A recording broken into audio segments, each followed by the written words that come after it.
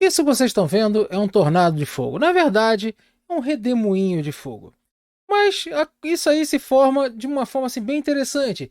Ele é um raro fenômeno que não é qualquer fogo que acontece isso. Tem que ser algumas condições. Depende da temperatura e das correntes de ar, que ele adquire uma vorticidade vertical e torna um redemoinho, ou seja, uma coluna de ar em orientação vertical, similar a um tornado. Mas esses grandes incêndios, normalmente florestais, eles acontecem isso.